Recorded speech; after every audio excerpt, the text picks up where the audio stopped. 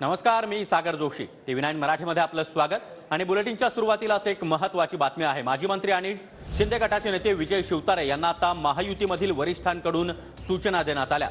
महायुतीमध्ये असल्यामुळे वादग्रस्त वक्तव्य टाळा अशी सूचना शिवतारे यांना देण्यात आली आहे. शिवतारे यांनी काल पवार कुटुंबियांवर जोरदार टीका केली होती आणि बारामतीमधून अपक्ष निवडणूक लढण्याची घोषणा देखील शिवतारे यांच्याकडून करण्यात आलेली होती आणि त्याच पार्श्वभूमीवर आता शिवतारे यांना महायुतीच्या नेत्यांनी महत्त्वाच्या सूचना केल्या.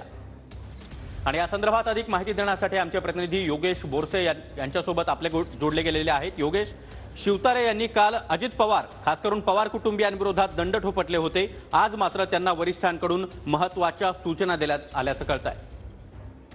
निश्चितच सागर, ज्या पद्धतीने काल माजी मंत्री विजय शिवतारे यांनी पवार कुटुंबियांवरती आणि खास करून अजित पवारांवरती जी काही टीका केली होती, या टीकेचे पडसाद काल दिवसभर उमटताना आपल्याला पाहायला मिळाले होते.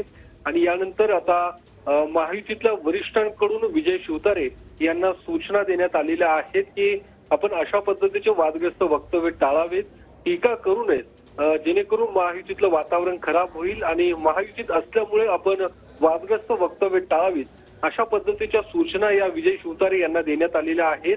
काल त्यांनी थेट बारामतीमधूनच अपक्ष निवडणूक लढवण्याचे संकेत सुद्धा दिले होते. या सगळ्या पार्श्वभूमीवरती विजय शिवतारे यांना वरिष्ठांकडून या सूचना देण्यात आल्याची माहिती मिळते. त्यामुळे आता विजय शिवतारे या सगळ्या सूचनांकडे कसं पाहतात, या पुढच्या काळामध्ये त्याची भूमिका नेमकी काय असणार आहे हे बघणं महत्त्वाचं असणार आहे.